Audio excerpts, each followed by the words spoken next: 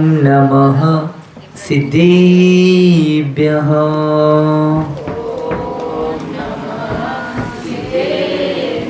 ॐ नमः सिद्धेभ्यः।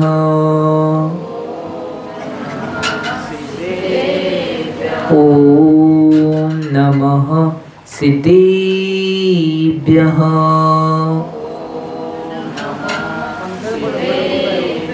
नमः श्रीवर्धमानाय निर्धोत्कलिलात्मने सालोकानां त्रिलोकानां यद्विद्यादर्पणायते यद्विद्यादर्पणायते यद्विद्यादर्पणायते।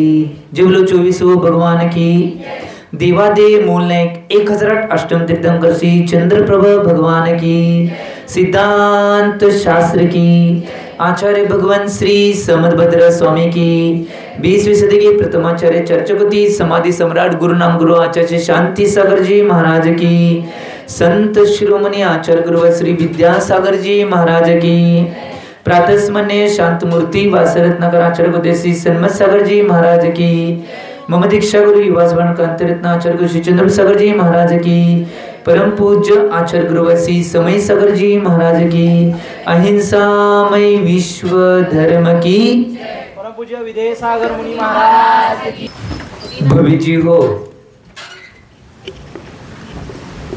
आचार्य भगवान समदभद्र स्वामी जी कृत रत्नकंडक श्रावोच्चार जी या ग्रंथाची वाचन चालू आहे आणि आचार्य भगवान सम्यक दर्शनाची महिमा आपल्या समोर प्रकट करल्या की अतिशय उत्कृष्ट रीतीने सम्यक दर्शनाचा अधिकाराचं कथन आचार्य भगवान करत आहेत आणि याच माध्यमातून काल आचार्य भगवंतांनी सम्यक दृष्टी जीवच मोक्षाला प्राप्त करू शकतात, बाकीचा कोणताही जीव 3 काळात कधीही मोक्ष प्राप्त करू शकत नाही याचं कथन केलं होतं। काल अनेक गाथा सांगितली होती की निश्चित रूपाने स्वर्गातील इंद्रपद जे सगळे इंद्र चक्रवर्ती आदी ज्यांच्या चरणावर नतमस्तक होतात त्या तीर्थंकर पदाला सुद्धा प्राप्त करायचे असेल तर सम्यक दर्शनाची आवश्यकता आहे। त्याच्याबरोबर चक्रवर्ती पद इंद्र आदी पदांना सुद्धा प्राप्त करायचे असेल तर निश्चित रूपाने सम्यक दर्शन आवश्यक आहे। आणि या गोष्टीचं चिंतन आचार्य भगवंतांनी केलं होतं। आज सम्यक दर्शन अधिकाराचा किंवा सम्यक दर्शनाच्या महिमेचा उपसंहार करणार आहे। 41 नंबरच्या गाथेच्या माध्यमातून आज सम्यक दर्शन अधिकार संपणार आहे। पहिला अधिकार आपला संपतोय या चातुर्मासात। पहिला गाथा कंठस्थ करूया आणि आचार्य महाराजांनी काय सांगितले ते पाहूया। देवेंद्र चक्रमहिमानं मेयमानं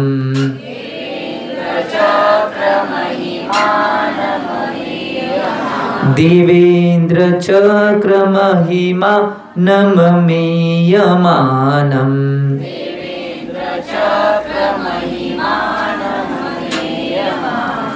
राजेन्द्र चक्रमवनीन्द्र शिरोर्चनीयम्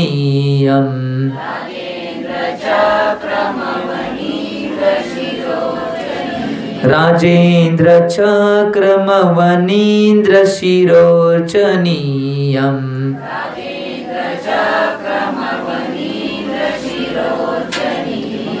धर्मेन्द्र चक्रमदरी कृत सर्वलोकम्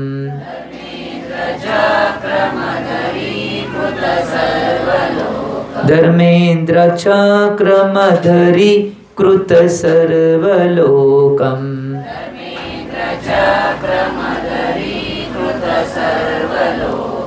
लब्ध्वा शिवं च जिन भक्ति रूपेति भव्य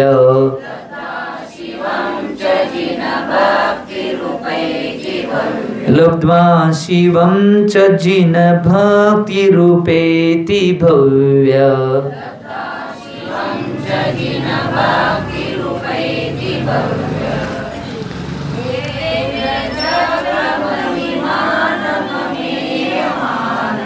राजेन्द्र चक्रमवनीन्द्र शिरोर्चनीयम् धर्मेन्द्र चक्रमधरी कृत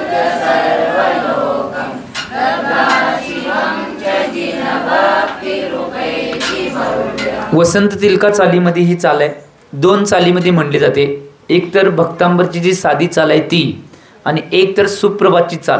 सुप्रभातच्या चालीवर असं म्हटलं जाते, देवेंद्र चक्र महिमानममेयमानम राजेंद्र चक्रम वनींद्र शिरोर्चनीयम धर्मेंद्र चक्रमधरी कृत सर्वलोकम लब्ध्वा शिवम च जिन भक्ती रूपेती भव्या.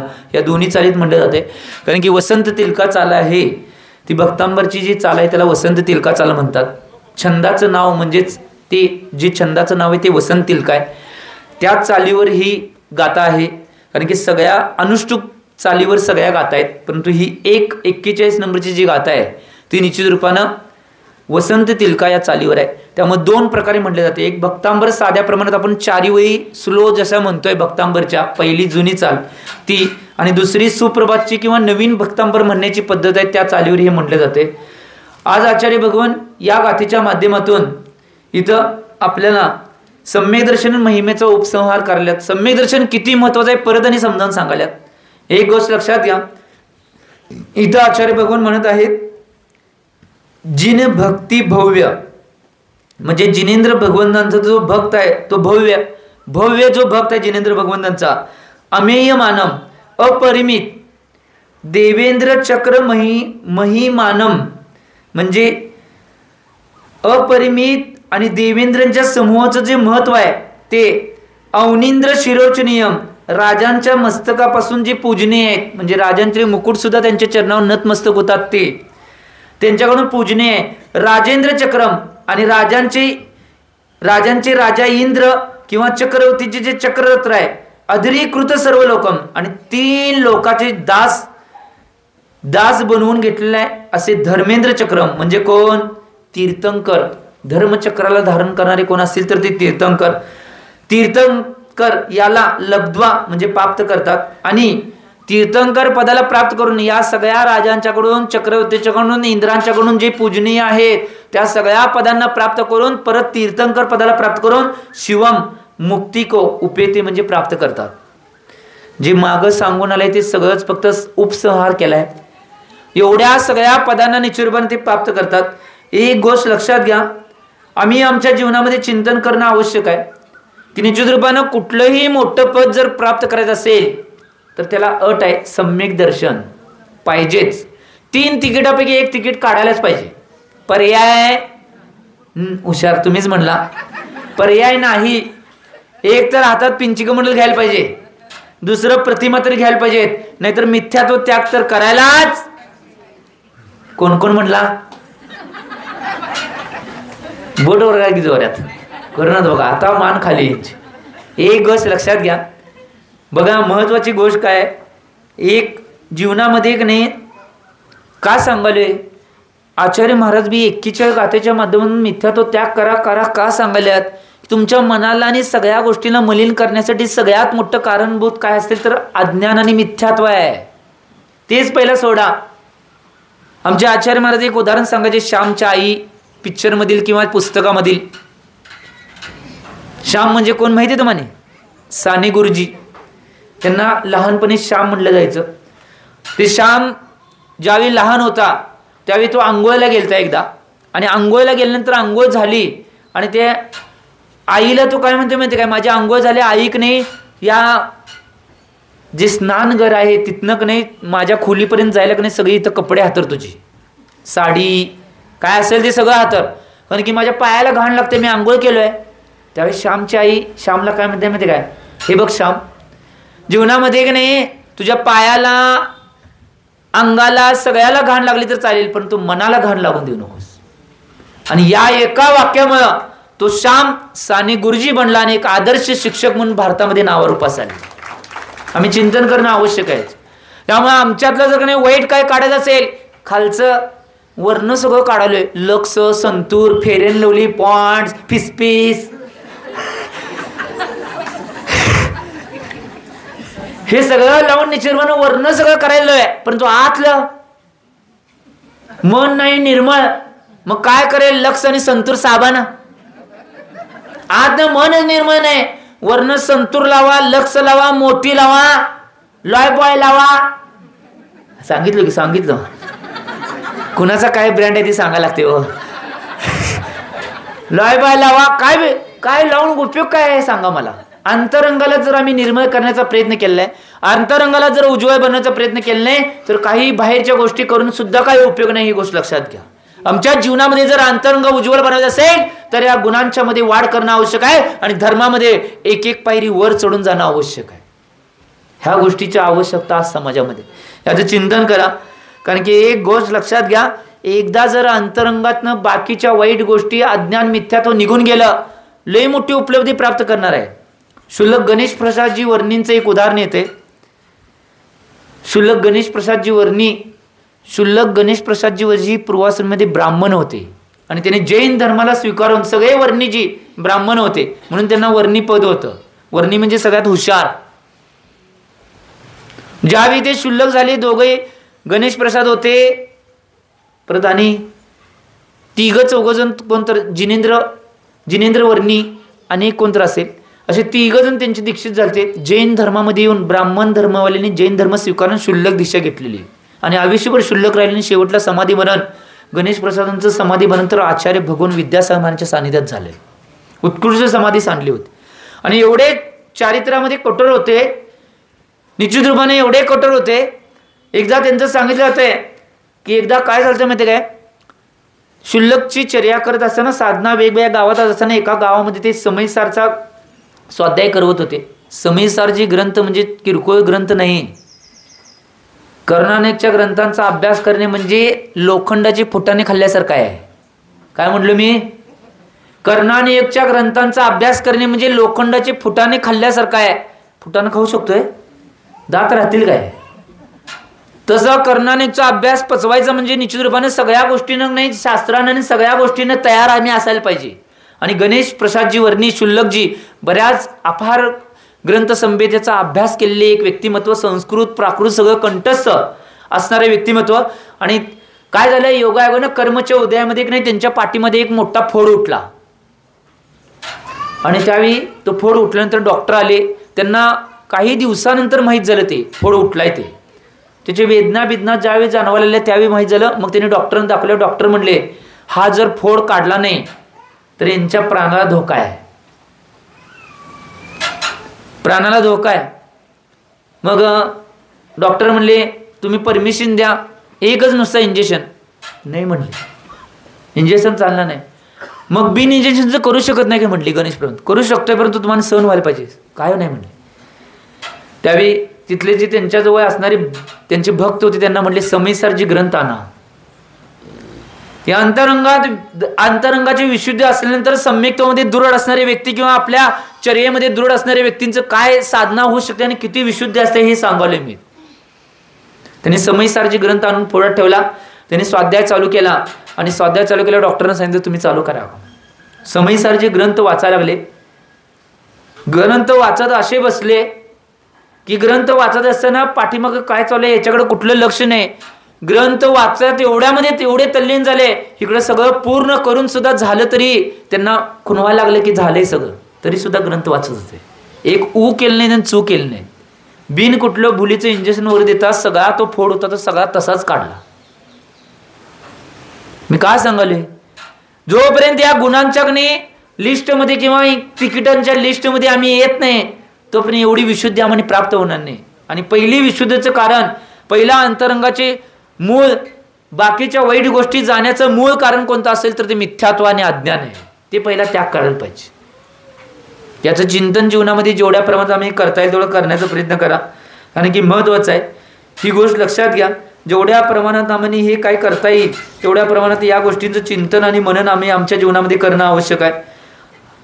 आज पहिल्या अध्यायाच्या माध्यमातून आपला पहिला अध्याय पूर्ण झालेला आहे आणि एक काही सुरू सगळ्यांनी करायचं आहे की पहिला जो सम्यक दर्शन अधिकार आहे तो पूर्ण झाला. 9 वेळा नमोकरमंत्र जाप घालायचा. तर दुसऱ्या अधिकाराला म्हणजे सम्यक ज्ञान अधिकाराला आपण चालू करणार आहोत थोड्या वेळात.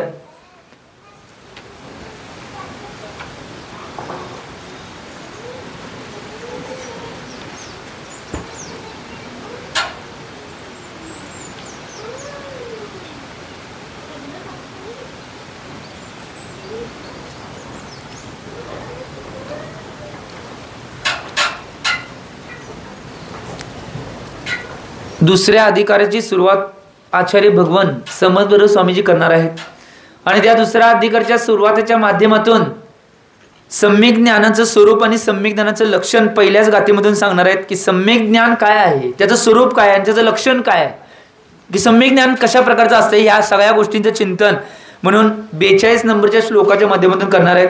पहिला गाथा कंठस्थ करूया आणि मग आचार्य महाराजांनी काय म्हटले ते पाहूया. अन्युन मनतिरिक्तम अन्युन मनतिरिक्तम याता तथ्यं विनाच विप्रीता याथा तथ्यं विनाच विप्रीता निस्संदेहं वेद निस्संदेहं वेद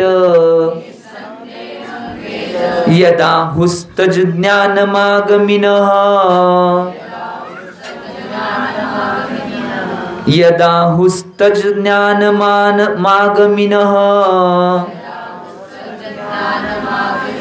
अन्युन मनतिरिक्तं याता तथ्यं विनाच विप्रीता निस्संदेहं वेद यदा हुस्तज ज्ञानमागमिनः.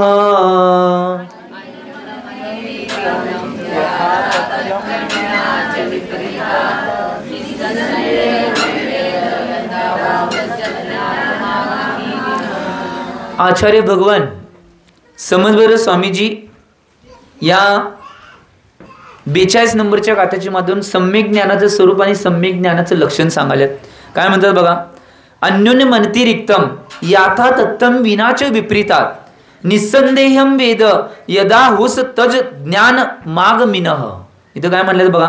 यत यत म्हणजे जो, जे ज्ञान पदार्थाला, अन्युन अन्युन्नम म्हणजे काय, संपूर्ण वस्तू स्वरूपाला, संपूर्ण वस्तू स्वरूपाला म्हणजे संपूर्ण, अनतिरिक्तम जे वस्तू स्वरूप आहे त्या स्वरूपाला अधिक नाही किंवा कमी नाही, म्हणजे जेवढं आहे तसंच, विपरीतात विना आणि विपर्वय सुद्धा ज्ञान त्यानं रहित आहे ते.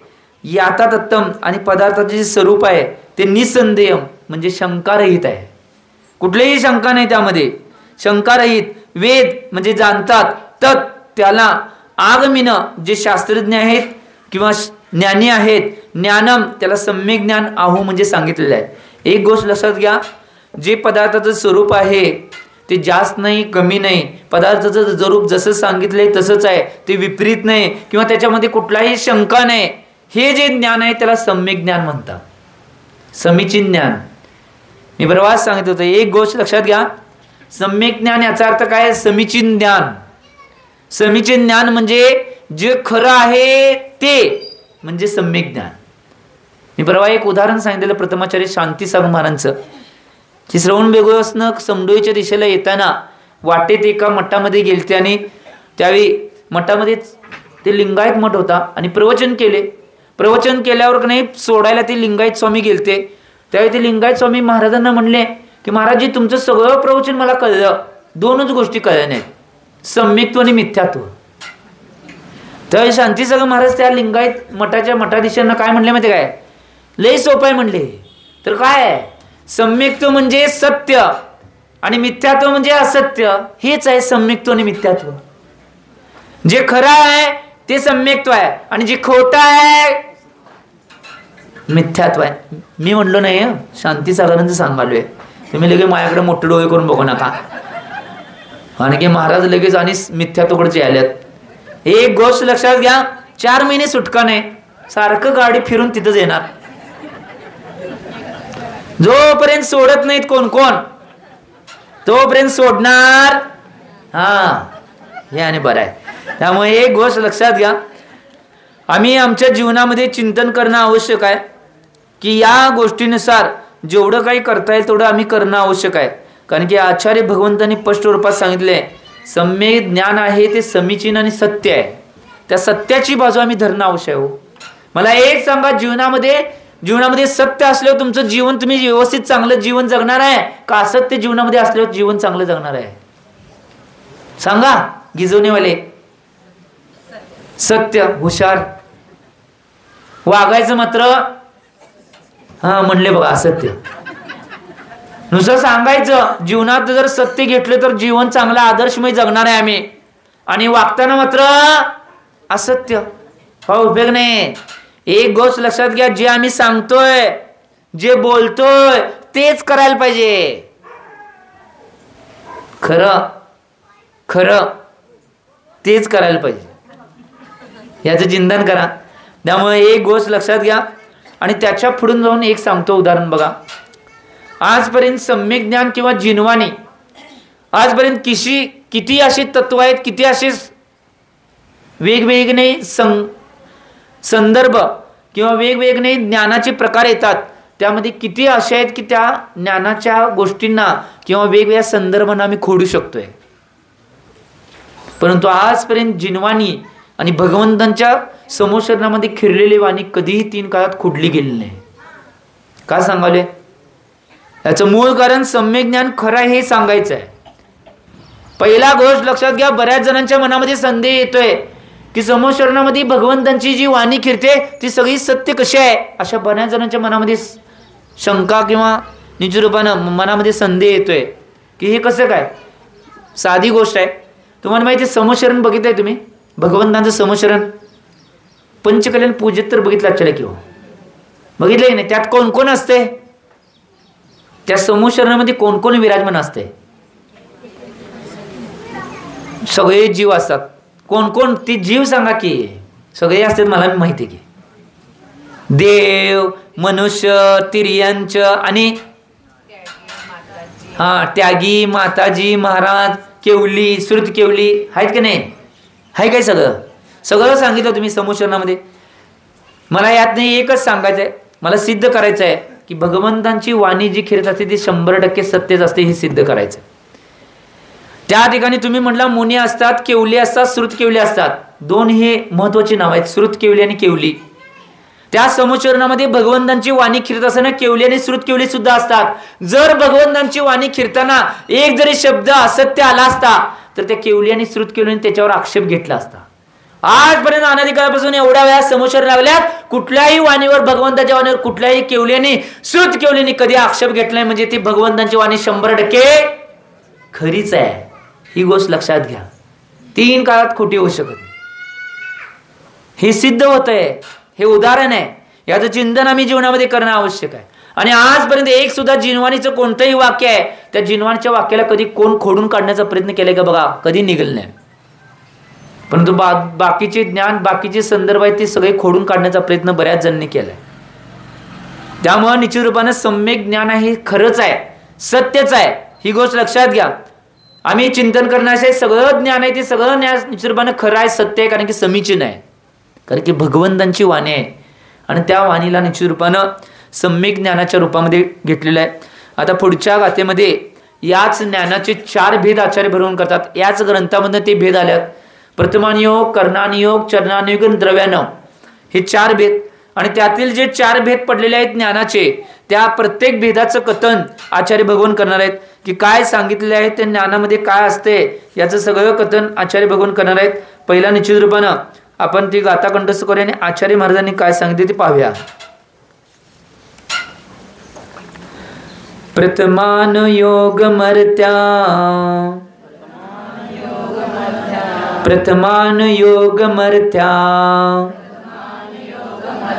प्रथमानुयोग मर्त्या, ख्यानं चरितं पुराणमपि पुण्यं, ख्यानं चरितं पुराणमपि पुण्यं, बोधिसमाधिनिदानं, बोधिसमाधिनिदानं, बोधति बोधः समीचीनः, बोधति बोधः समीचीनः, प्रथमानुयोगमर्त्याख्यानं चरितं पुराणमपि पुण्यं, बोधिसमाधिनिदानं, बोधति बोधः समीचीनः.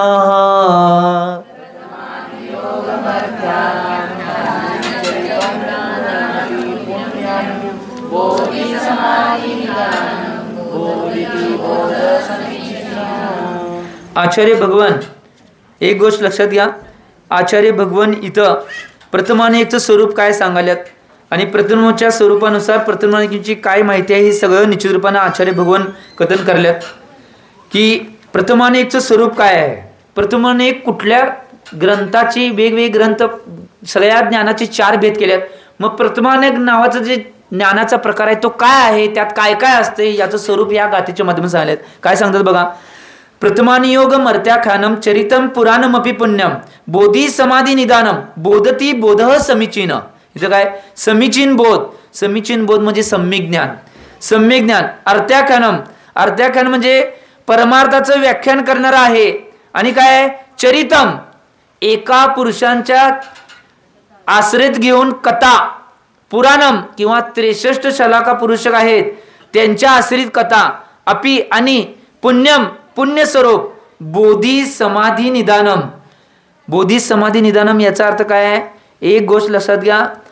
बोध म्हणजे ज्ञान, सम्यक दर्शनादी आधीचं ज्ञान, त्याचं पालन कसे करणे किंवा समाधी, धर्म, शुक्ल ध्यान या सगळ्याचं स्वरूप जे सांगणार आहे प्रथमानुयोगम. प्रथमानुयोग बोधित म्हणजे जाणणे, त्यालाच प्रथमानुयोग म्हणतात. एक पहिला काय आहे बघा, परमार्थाचं व्याख्यान करणारं, एका पुरुषाचा आश्रय घेऊन चरित सांगणारे किंवा 63 शलाका आणि त्याच्या पुढे जाऊन 169 महापुरुष.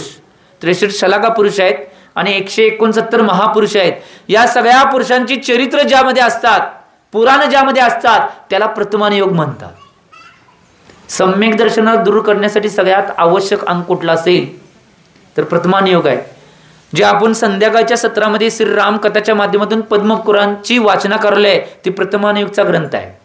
आदिपुराण असेल, 24 तीर्थंकर पुराण असेल किंवा एका शांतीनाथ, वृषभ, चंद्रप्रभ असे वेगवेगळे सगळे जे एक एक पुरुष आहेत किंवा वेगवेगळे पुरुष आहेत जे महापुरुष झाले आहेत आणि 63 शलाका पुरुष झाले आहेत, त्या सगळ्यांची ज्यामध्ये चरित्र आहेत त्यामध्ये त्यांचं आचरण, त्यांच्या कथा सगळ्या सांगितलेल्या आहेत, त्याला प्रथमानुयोग म्हणतात. ही गोष्ट लक्षात.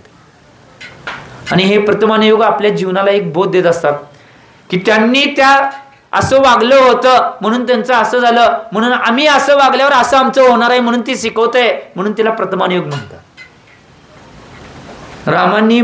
श्रीरामांनी मोक्ष मिळवण्याच्या आधी काय काय प्रताप केला होता आणि किती सत्याच्या बाजूनं किती जणांना न्याय देऊन मिळवून देणे, किती जणांच्या जीवनातलं दुःख मिटवणे, या सगळ्या गोष्टी करते त्याचं करण. आम्ही बी आमच्या जीवनात तसं वागायला पाहिजे. काय म्हणलं, आम्ही बी आमच्या जीवनात तसं वागायला पाहिजे म्हणून ते मोठ्या मोठ्या महापुरुषांचं चरित्र आपल्यासमोर उपस्थित केले जाते. आणि आपण संध्याकाळी रोज बघायलाच श्रीराम कथेच्या माध्यमातून आपलं चालू आहे. श्रीराम कथेची वाचना चालू आहे संध्याकाळी पद्मपुराणची 6:15. त्याच्या माध्यमातून तुम्ही सगळेजण बघायला की किती महापुरुषांचं चरित्र सुंदर असते आणि त्यामध्ये किती बोध येतात, किती ज्ञान मिळते आणि किती निश्चितपणे आमच्या अंतरंगामध्ये धर्माविषयी श्रद्धा दृढ होते. हे सगळं प्रथमानुयोगचे ग्रंथ आहे. एक गोष्ट लक्षात घ्या, हे 4 जे अनुयोग आहेत, पहिला प्रथम अनुयोग 2 शब्दांमधून प्रथमानुयोग बनले. करण अनुयोग कर्णानुयोग, चरण अनुयोग चरणानुयोग, द्रव्य अनुयोग द्रव्यानुयोग. त्याला संस्कृत कारतंत्र रूपमाला नावाचा एक ग्रंथ आहे. आचार्य भगवान शौवर्म स्वामींनी तो ग्रंथ लिहिला आहे. त्याच्यामध्ये की नाही कसे शब्द तयार होतात त्याची सूत्र आहेत. हे जे संस्कृतचं नाही जे आता 4 अनुयोगचे की नाही शब्द तयार झाले आहेत ते एका सूत्रापासून तयार झाले आहेत. समाना सवर्णी दीर्घी भवती परच्छ लोपम हे सूत्र आहे. याचा अर्थ काय माहिती काय, शेवटला अ असेल, शेवटला अ किंवा आ असेल आणि पुढं बी अ किंवा आ असेल, त्या दोन्हींचा मिळून एक आ होतोय आणि पुढच्या ज्या शब्दाचा एक नाही तो लोप होतोय. याला म्हणतात समाना सवर्गी दीर्घी भवत्य पुरच्छ लोपम, या सूत्राचा अर्थ आहे. मग 2 शब्दापासून कसं बोलले, प्रथम अनुयोग प्रथमानुयोग म्हणजे अचा लोप झाला आणि शेवटचं जे नाही त्याचा शब्द आहे ते दीर्घ झालं. प्रथमानुयोग, कर्णानुयोग, चरणानुयोग, द्रव्यानुयोग असे सगळे शब्द बनतात. कारतंत्र रूप मला लय सुंदर आहे. पहिले जर 123 सूत्र जर तुम्ही शिकला तर मुलांची माणसांची नावं कशी तयार होतात, साधारण शब्द संस्कृतचे कसे जातात, संस्कृतचे जे सूत्र मंत्र आदी वाचायचे नाही ते सगळं तुम्हाला कळेल. फक्त 123 सूत्र शिकला तर, पण शिकायची इच्छा पाहिजे ना, हे महत्वाचं आहे. त्यामध्ये सगळे तुमची नावं कशी बनतात, मुलामुलींची तुमचे सगळे सूत्र, ते मेन शब्द कसे बनतात, हे सगळं वर्णन त्या 123 सूत्रामध्ये. त्याला पंचवर्ण संधी म्हणतात का संस्कृतची. आचार्य भगवान शिववर्ण स्वामींनी लिहिलं आहे. त्याच्यानुसार 2 शब्दापासून अनुयोग शब्द हा सगळ्या शब्दामध्ये आलाय. प्रथमानुयोग, चरणानुयोग, कर्णानुयोग, द्रव्यानुयोग, शेवटला सगळ्यात अनुयोग शब्द आहे.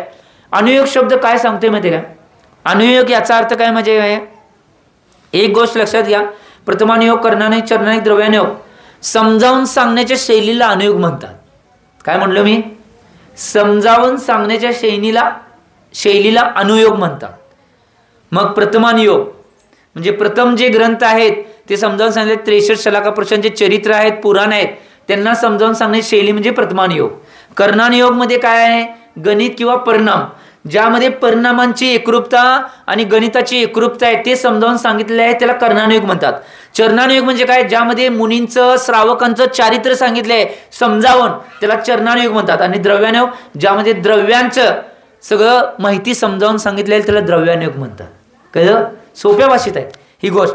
त्यामुळे एक गोष्ट लक्षात घ्या, पहिला जर ही 4 आणि 4 किती महत्वाचे आहेत. हे प्रथमानुयोग काय करत असेल तर प्रथमानुयोग आम्हाला दाखवत आहे, असं झालं, असं केलं, यांनी असं केलं, हे सगळं दाखवण्याचं काम प्रथमानुयोग बघते. कर्णानुयोग काय करते? आम्हाला समजावून सांगते की हे तत्व आहे, हे सूत्र आहे, अशा पद्धतीनं आहे. त्यानंतर चरणानुयोग आम्हाला करवून घेते, आचरण. चरणाने म्हणजे श्रावकांचं चारित्र्य कसं करायचं आहे हे करवून घेते. आम्ही जे ग्रंथ शिकवले तो चरणानेचा ग्रंथ आहे, रत्नकर्णक श्रावकाचार. श्रावकांचं चारित्र्य त्यामध्ये सांगितलेलं आहे. तुम्हाला शिकवणार आहे की अष्टमूल गुणांचं पालन कसं करायचं, मिथ्यात्वाचा त्याग कसं करायचा, प्रतिमांचं पालन कसं करायचं, समाधी कशी घ्यायची, सगळं म्हणजे सगळं सांगायला. हो तुम्ही लगेच तिकडच का जाताय? गिजवणेवाले दुसरीकडे काय नाही, डायरेक्ट गो टू बॅक सम्यक दर्शन. गाडी तिकडेच वळते. चांगला आहे सोडा, म्हणजे आता बदल लई झाला, ठीक आहे, चांगला आहे, व्हायला तर चांगलं आहे, होऊन दे चांगलं आहे. त्यामुळे चिंतन करा. एक गोष्ट लक्षात घ्या. आणि द्रव्यानुयोग आहे ते बनवत आहे. द्रव्यानुयोग म्हणजे नुसता निश्चयानं 6 द्रव्यांचं आणि आत्म्याचं कथन, ज्यामध्ये त्याला द्रव्यानुयोग म्हणतात. द्रव्यानुयोग हे महत्वाचं आहे. द्रव्यानुयोग नुसता निश्चयाने एकाच आत्म्याचं कथन असणार आहे आणि 6 द्रव्यांचंच कथन असणार आहे, दुसरं काही त्यात नसणार आहे. त्यामुळं हे आणि त्याच्या पुढे जाऊन माझ्या भाषेत मी ह्या 4 अनुयोगचं काय सांगतोय? प्रथमानुयोग म्हणजे प्रोत्साहन आहे. रामानं असं केलं तुम्ही करा, याला म्हणतात प्रोत्साहन. सीता अशी वागली होती, तुम्ही असं वागा, सांगाले. हो पार्श्वनाथ भगवंत असे वागले होते, उद्या येणार आहे, तुम्ही बी असं वागा, मोक्ष मिळेल, मुकुट सप्तमी तुमची बी साजरी होईल. म्हणजे निर्वाण गेल्यावर, हो मोक्षाला गेल्यावर तुमची कुठली सप्तमी, कुठल्या जाचीला त्या ती सप्ती होईल. सोडा, प्रथमा होईल, द्वितीय होईल, तृतीय, चौथी, पंचमी, सप्तमी, षष्ठी, काय बी होईल, अष्टमी, चतुर्दशी, अमावस्याला बी जाचीला काय सांगता येत नाही, ते अमावस्या बी धन्य होईल. महावीर भगवान गेले नव्हते? महावीर निर्वाण आम्ही चिंतन करणं आवश्यक. त्यामुळे एक गोष्ट लक्षात घ्या, त्या सगळ्यांना निचुरबानं सांगणार आहे म्हणून त्याला काय म्हणलेलं आहे? प्रोत्साहन. आणि कर्णानुयोग म्हणजे अभ्यास आहे, ते अभ्यास करायला लागतंय. सगळं पाठांतर, सगळीची माप, सगळी गोष्ट, गणित सगळं सोडवायला पाहिजे की. आणि त्याच्या पुढे जाऊन सांगितले चरणानुयोग म्हणजे परीक्षा. तुम्ही चारित्र्यामध्ये कुठं आहे हे बघणे ही परीक्षा आहे. चरणानुयोग परीक्षा आहे. रत्नकर्णक श्रावचार ही परीक्षा चालू आहे तुमची गिजवणेवाल्यांची. कोण किती आहे, मिथ्यात्वामध्ये कोण आहे, सम्यक्तामध्ये कोण आहे, प्रतिमाधारी कोण आहे, कोण महाराज बाईच्या मार्गावर आहेत, हे सगळं बघणार आहे, परीक्षा आहे. आणि त्याच्या पुढे जाऊन द्रव्यानुयोग म्हणजे निकाल. द्रव्यानुयोग आत्म्याचं चिंतन करणार आहे, तो निकाल लागणार आहे. केवल्याची प्राप्ती झाली, मोक्षाला गेला की निकाल लागला की हो, सगळ्यात महत्वाची बाब आहे. त्यामुळे जेवढ्या प्रमाणात या सगळ्या गोष्टींना समजून घेता येईल तेवढं घेण्याचा प्रयत्न करा. आता पुढच्या गाथेमध्ये कर्णानुयोगचं स्वरूप सांगणार आहेत. कर्णानुयोग काय आहे, कर्णानुयोगचं स्वरूप सांगणार आहेत. पहिला गाथा कंठस्थ करूया आणि मग आचार्य महाराजांनी काय सांगितले ते पाहूया. लोकालोक विभक्तेर लोकालोक विभक्ते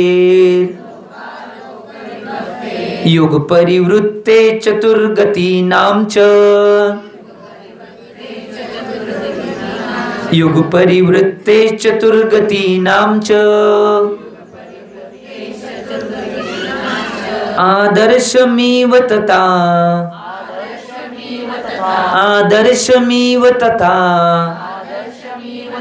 मतिरवेति करणानुयोगं च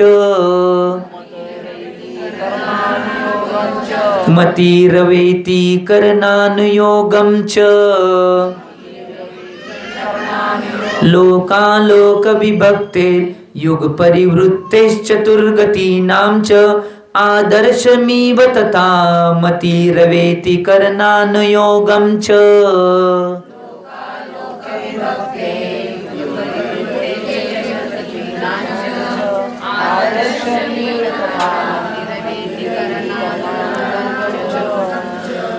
आचार्य भगवान इथं कर्णानियोगचं स्वरूप सांगाल्यात. कर्णानियोगचं स्वरूप सांगणार आहेत. लोकालोक विभक्ते युग परिवृत्तेश चतुर्गतीनां च आदर्शमिव तथा मतिरवेति कर्णानुयुगम च. आचार्य भगवान काय म्हणल्यात? च आणि च शब्द घेतलाय आणि तथामती. तथामती म्हणजे प्रथमानुयोगचे जे प्रकरण आहे त्याचं मनन केलेले किंवा त्याच्यानंतर करणारे जे श्रुतज्ञान आहे ते परत आणि काय चिंतन करणार आहे पुढे जाऊन.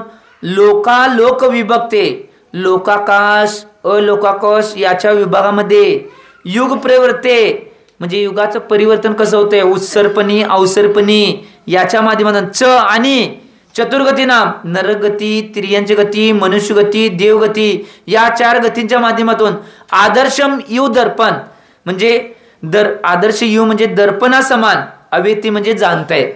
या सगळ्या गोष्टींना ते निचूरूपानं एका वेळी जाणते त्याला कर्णानुयोग म्हणतात. म्हणजे काय कुठलं प्रकरण सगळ्यात पहिला लोकाकाश अलोकाकाश ह्याची सगळी मापं ते कसं आहे कुठं लोकाकाश आहे भरत क्षेत्र कुठं आहे नरक कुठं आहे निगोत कुठं आहे देवगती कुठं आहे सिद्धशिला कुठं आहे जिथं आम्हाला जायचं आहे सांगाले जायचं आहे ना का होय त्याला पहिला मिथ्यात्व त्याग करायला लागते.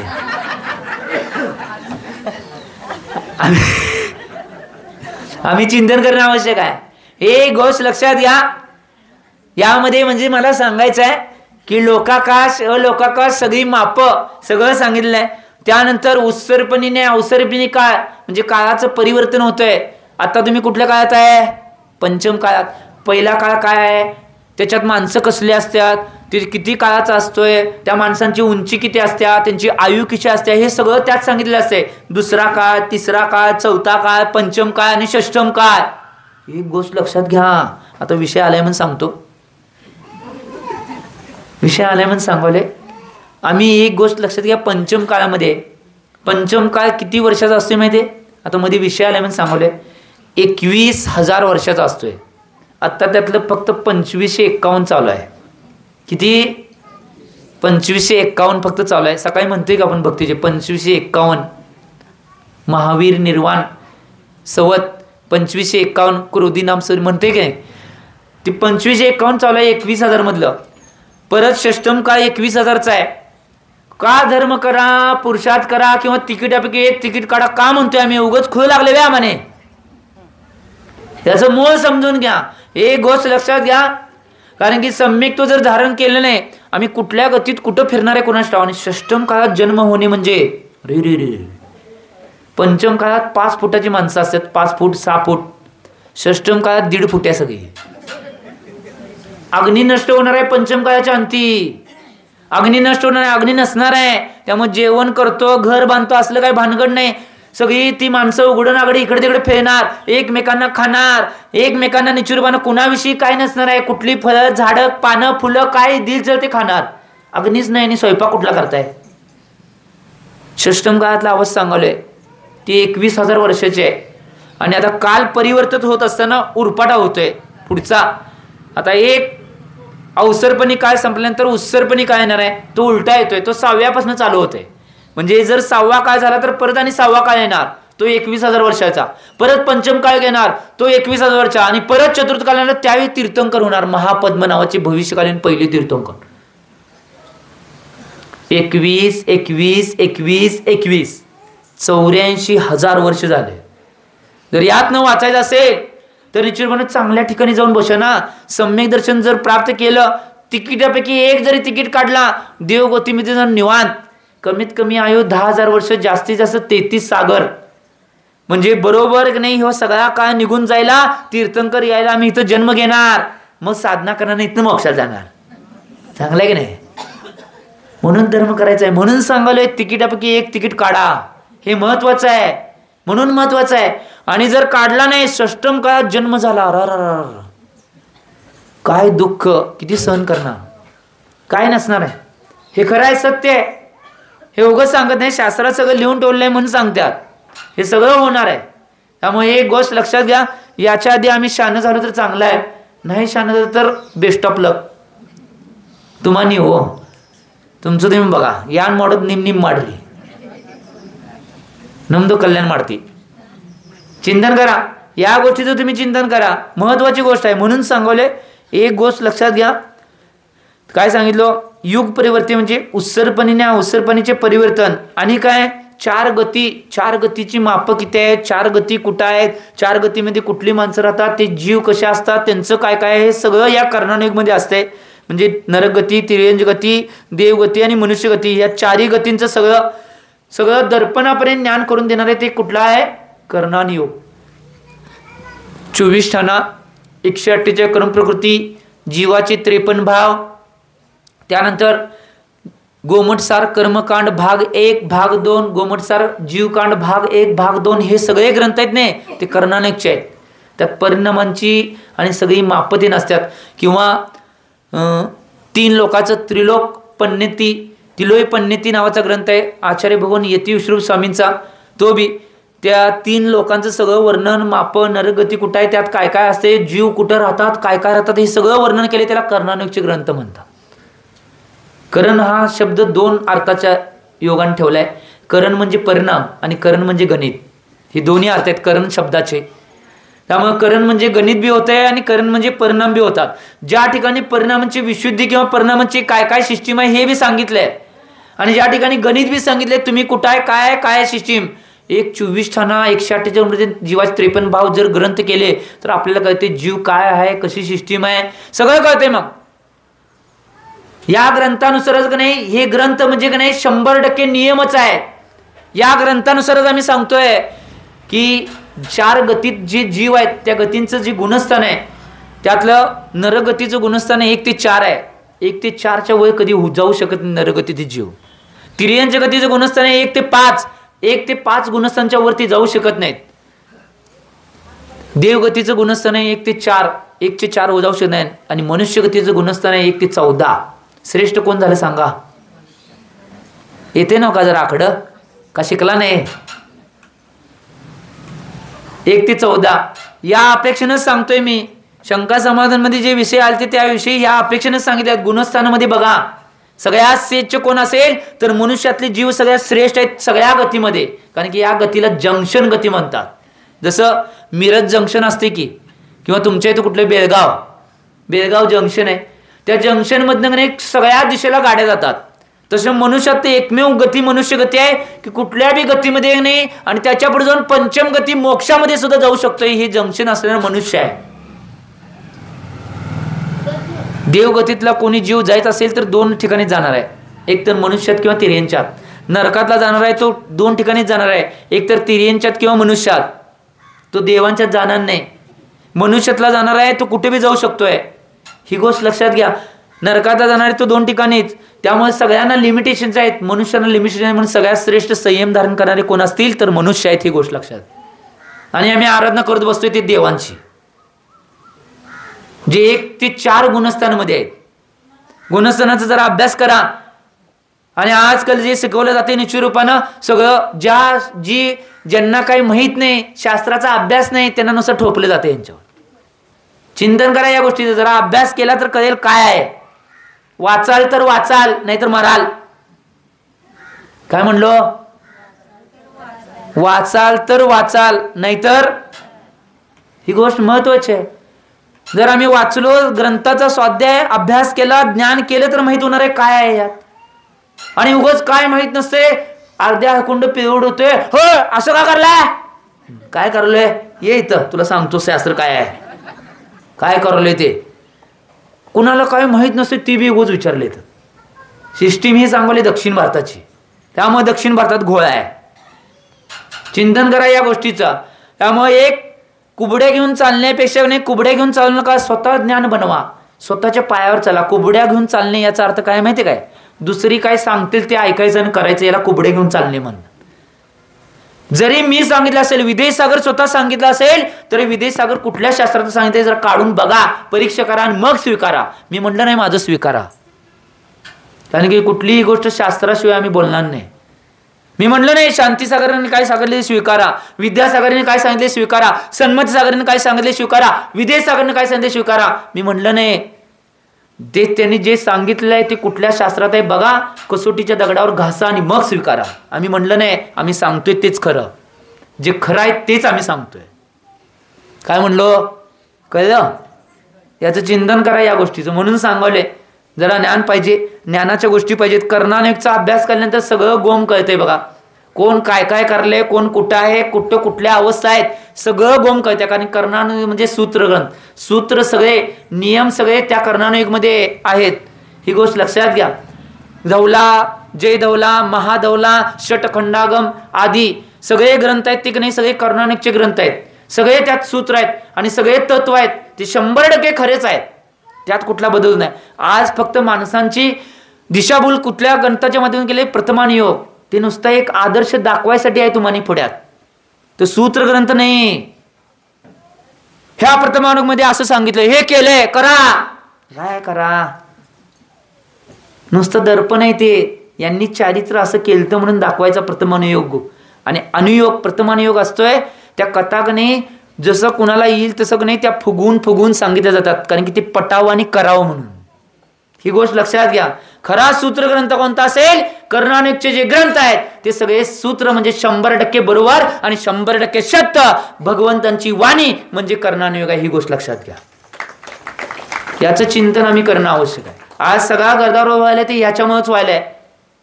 अर्ध्या हळकुंडानं पिवळ झाले म्हणून ज्ञानाची अवस्था पूर्ण आहे. कारण की काय काय ठिकाणी संतांनी सुद्धा एक एक संतांनी सांगितले, अर्ध घगरी छलकत जाय, पूर्ण घगरी छलकत न जाय. याचा अर्थ काय माहिती काय, अर्धी घागर पाण्याची भरून नेल्या तर ती खळबळणारच की, डचाक मचाक डचाक मचाक होणारच की, काय माहित नसणार. आणि जी पूर्ण घागर भरलेली आहे ती इकडे तिकडे कधी होणार नाही. ज्ञान हे अर्धवट नसायला पाहिजे, ज्ञान हे पूर्ण व्हायला पाहिजे. त्यात काय आहे, त्याच्यामध्ये काय गोम आहे, त्याच्यामध्ये काय काय सांगितले, या सगळ्या गोष्टींचं ज्ञान होणं आवश्यक आहे. ही गोष्ट लक्षात घ्या. त्यामुळे चिंतन करा. त्यामुळे कर्णानुयोग सगळ्यात महत्त्वाचा ग्रंथ आहे. हे सगळं वर्णन करणारे भाव काय आहेत, भावांची परिणामची तरतुलता कशी ठेवायची आहे, तुमचे भाव काय झाल्यानंतर तुम्ही कुठं जाणार आहे, तुमच्या भावांच्या तरतुदीमुळे तुमचा जीव कुठं काय काय होऊ शकतोय, परत भावा अंतरमध्ये ठेवल्यानंतर कुठल्या कर्माचा बंध किती प्रमाणात होऊ शकतोय, एवढ्या प्रमाणात आचार्याने सांगितलंय. काय म्हणलो मी, गोमटसार कर्मकांड जी ग्रंथ आहेत 2, हिशोब सुद्धा सांगितलाय की कुठली भावना तुम्ही केल्यानंतर किती प्रमाणात बंद होणार आहे कर्माचा. एवढं सूक्ष्म ग्रंथ आहे. एक एक ग्रंथ पूर्ण करायला 2-2 वर्ष लागतात. 16 आणि 17च्या चातुर्मासमध्ये आम्हाने या ग्रंथ शिकण्याची संधी मिळाली. आमचे गुरु जे निश्चित रूपानं प्रदीपजी पियुष, जे भारतातले संस्कृतमधले प्रकांड विद्वान, भारतातले 2 नंबरचे प्रकांड विद्वान म्हणून त्यांचं नाव घेतलं जाते संस्कृतचे. प्रदीपजी पियुष आत्तापर्यंत जवळजवळ 9 ते 10,000 ग्रंथाचं संकलन त्यांनी केलेलं आहे. जे आचार्य भगवान विद्यासागर महाराज शिष्य आहेत त्यांच्याकडून, परत बालब्रह्मचारी विद्याताई आणि बालब्रह्मचारी जे निश्चित रूपानं वितराग भैया अकलूज निवासी यांच्या माध्यमातून बऱ्याच ग्रंथांचं अध्ययन करायला 2 वर्षामध्ये केलं. निश्चित रूपानं या सगळ्या गोष्टींचा निश्चित रूपानं काय काय आहे या सगळ्या गोष्टी अनुभवायला मिळाल्या. त्याबरोबर संस्कृतचं सुद्धा ज्ञान आम्ही चिंतन करणं आवश्यक आहे. त्यामुळं एक गोष्ट लक्षात घ्या, मी म्हणून म्हणलो 2 गोष्टी कधी गावातनं बंद करता कामा नयेत. एक गावातली पाठशाळा आणि दुसरं स्वाध्याय. स्वाध्याय कधी बंद पडता कामा नये आणि पाठशाळा त्या गावातनं कधीही धर्म नष्ट होणार नाही. कारण की या दोन गोष्टी ज्या ज्या गावात चालू आहेत तिथं निश्चितपणे धर्माची ज्योत ही कायमस्वरूपी पेटलेलीच राहणार आहे, ही गोष्ट लक्षात घ्या. आणि या दोन गोष्टी ज्या गावामध्ये बंद होतील, या दोन गोष्टी त्या ज्या गावातनं निघून जातील, तिथनं धर्माचा निश्चितपणे धर्माचं जी मात्रा आहे ती कमतरता व्हायला चालू होणार आहे, ही गोष्ट लक्षात घ्या. प्रभावना धर्माच्या व्यवस्था कमी व्हायला चालू होणार, ती गोष्ट लक्षात घ्या. त्यामुळं काहीही झालं तर जेवढ्या प्रमाणात आम्हाला ज्ञान करून घेता येईल तेवढ्या प्रमाणात या सगळ्या गोष्टींचं ज्ञान करून घ्या, कारण की महत्त्वाचे आहेत. आणि एक गोष्ट लक्षात घ्या, कर्णानुयोग असेल, प्रथमानुयोग असेल, चरणानुयोग असेल आणि द्रव्यानं असेल, या सगळ्यांचे भेद काय विश्लेष रूपाने तुम्ही जाणून घ्या. काय आहे सिस्टीम, याची काय सिस्टीम सांगितली आहे हे सगळं जाणून घ्या, महत्त्वाचं आहे. आणि आता पुढच्या गाथेमध्ये आचार्य भगवान चरणानुयोगचं स्वरूप सांगणार आहेत. चरणानुयोगचं काय आहे स्वरूप आणि काय अवस्था ती सांगणार आहेत. पहिला गाथा कुंडस्करांनी आचार्य महाराजांनी काय सांगितले पाहूया. ग्रहमेद्य नगरानाम ग्रहमेद्य नगरानाम ग्रहमेद्य नगरानाम चारित्रोत्पत्ति वृद्धि रक्षांगम चारित्रोत्पत्ति वृद्धि रक्षांगम चारित्रोत्पत्ति वृद्धि रक्षांगम चरणानुयोग समयम चरणानुयोग समयम सम्यक् ज्ञानं विजानाति सम्यक् ज्ञानं विजानाति ग्रहमेद्य नगराणां चारित्रोत्पत्ति वृद्धि रक्षांगम चरणानुयोग समयम सम्यक् ज्ञानं विजानाति.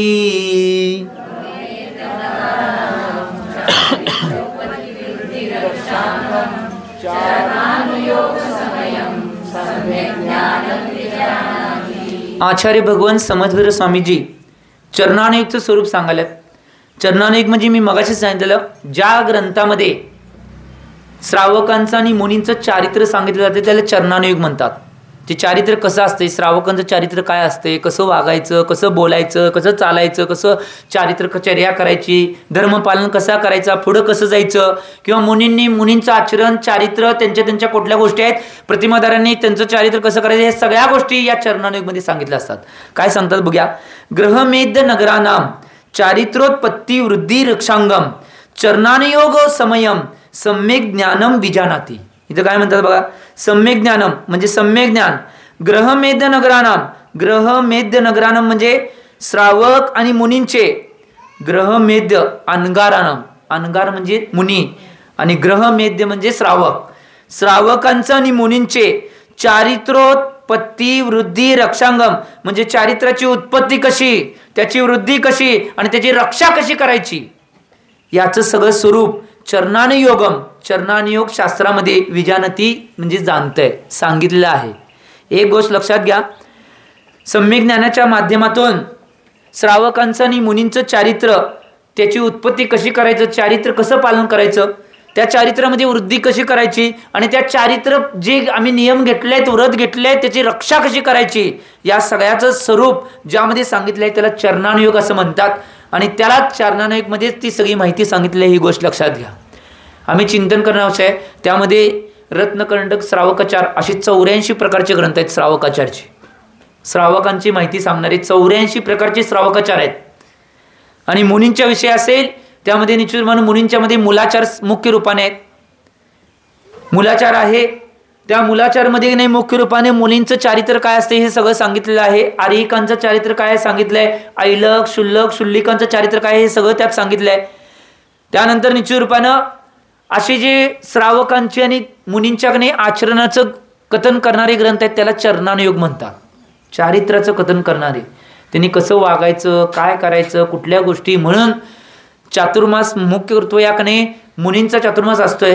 परंतु निश्चित रूपानं त्या मुलींच्या त्यांच्या कल्याणाबरोबर श्रावकांचं कल्याण व्हावं म्हणून प्रत्येक चातुर्मासमध्ये बऱ्याच ठिकाणी श्रावकाचार हा ग्रंथ शिकवला जातोय. याचं मूळ कारण आहे श्रावकांनी आपण कसं वागायचं, काय चारित्र्य करायचं, धर्म कसा निश्चितपणे पालन करायचा, धर्मामध्ये वृद्धी कशी करायची, परत व्रत घेतले त्या व्रतांची रक्षा कशी करायची, त्या व्रतांना पालन कसं करायचं आणि त्या व्रतामध्ये वाढ कशी करायची, या सगळ्याचं कथन या श्रावकाचारमध्ये असते. म्हणून श्रावकाचार हा चातुर्मासमध्ये शिकवला जातोय. हे मूळ कारण आहे. त्यांना कळायला पाहिजे ना की आम्ही खरोखर श्रावक तर आहे की नाही. हाय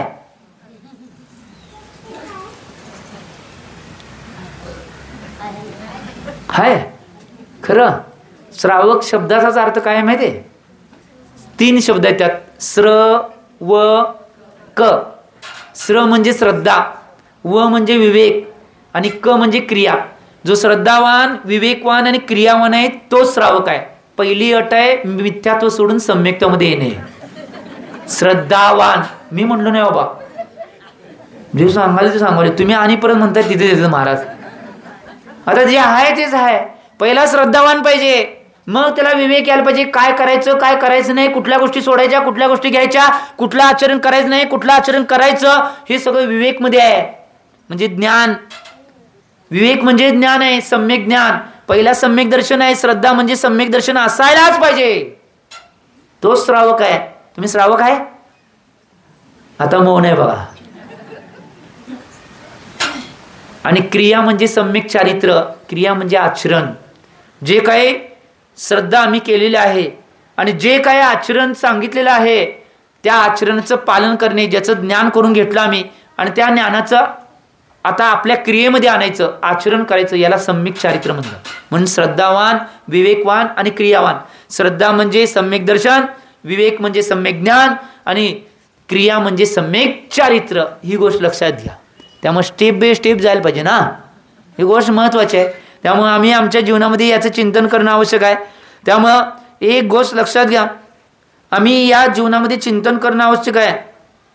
आम्हाला कळायला तर पाहिजे श्रावकांचं चारित्र्य काय आहे, आचरण काय, श्रावक कसं आचरण करतात, त्यांनी काय काय पालन करायचं, काय काय करायचं नाही, काय खायचं काय खायचं नाही, काय प्यायचं काय प्यायचं नाही.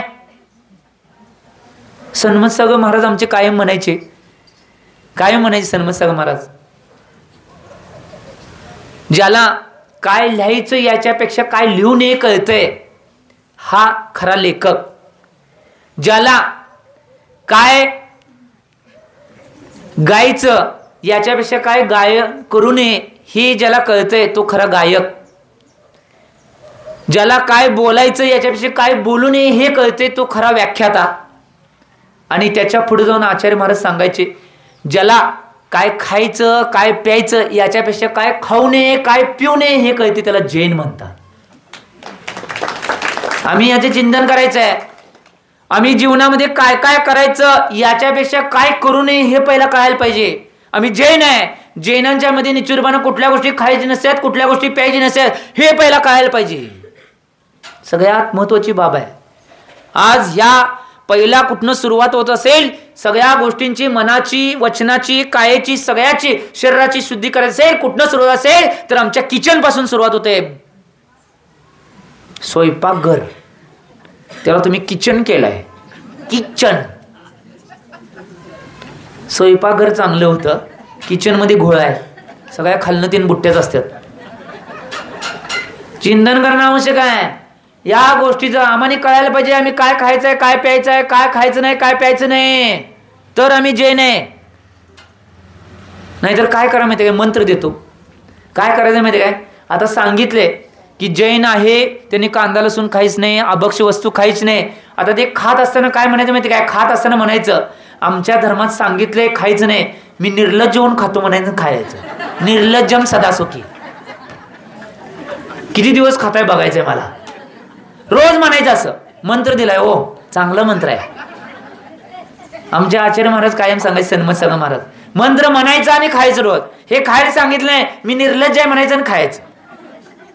जैनाच्या हे सांगितलं नाही तरी बी मी खायला म्हणायचं, मी निर्लज्ज आहे म्हणायचं आणि खायचं रोज.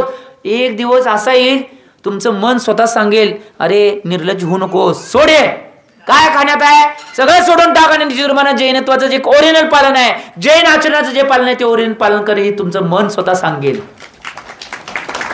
त्या गोष्टीचं पालन करा.